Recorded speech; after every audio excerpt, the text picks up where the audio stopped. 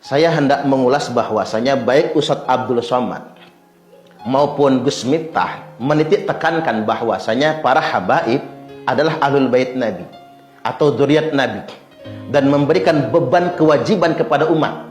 Saya membahasakan memberikan beban kewajiban. Karena mau tidak mau, Gus Miftah ini jutaan penggemarnya.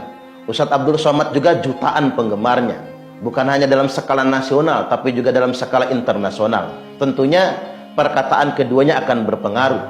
Maka ada baiknya saya memberikan komentar terhadap dua tokoh ini.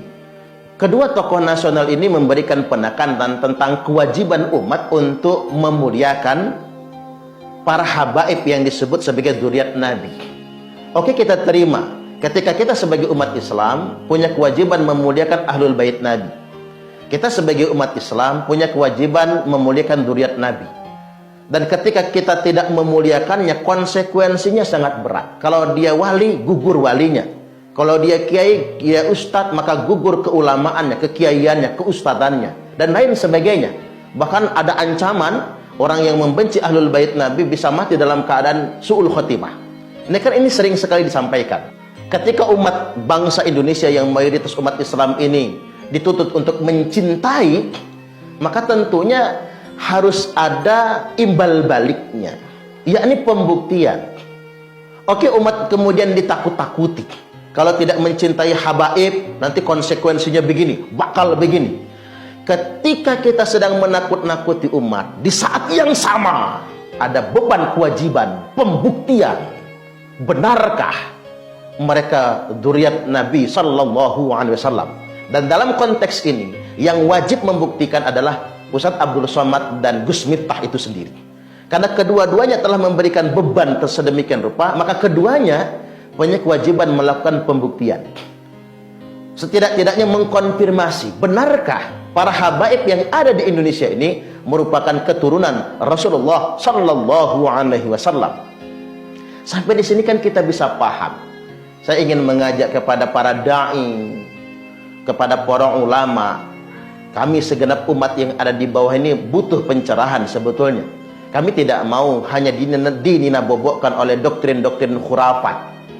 Anda semua mungkin mendengar bagaimana doktrin-doktrin khurafat yang telah disebarkan oleh oknum-oknum Ba'alwi, menakut-nakuti umat, ngancam-ngancam umat, dan lain sebagainya.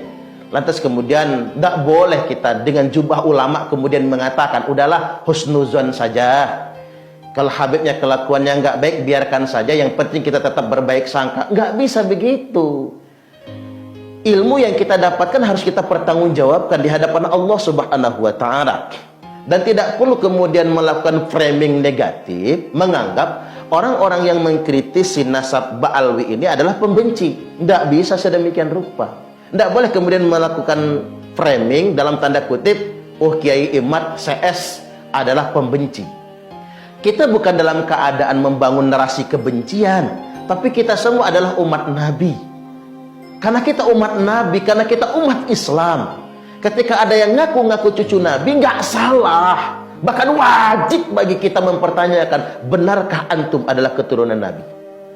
Sebesar kewajiban kita mencintai ahlul bait Nabi, sebesar kewajiban kita semua mencintai dzurriyyat Nabi, sebesar itu juga kewajiban kita untuk mempertanyakan, benarkah mereka merupakan ahlul bait Nabi?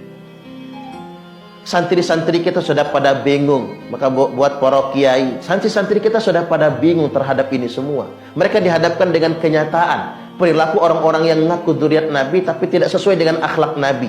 Mereka tunggu para kiainya, mereka tunggu para ulamanya bersuara, memberikan pencerdasan akan ini semua.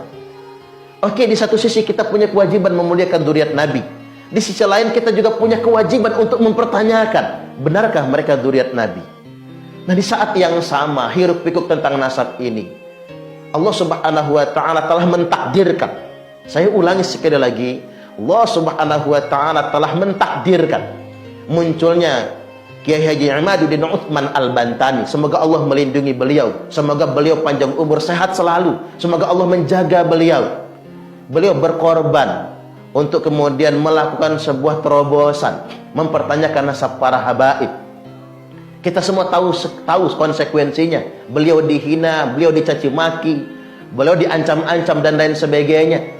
kalau tidak punya iman yang kuat, saya yakin Kiai Imad nggak akan kuat menghadapi ini semua. Konsekuensi benturan sedemikian rupa, keluar dari zona nyaman. Ini kan ada konsekuensi apa yang dilakukan oleh Kiai Imad ini.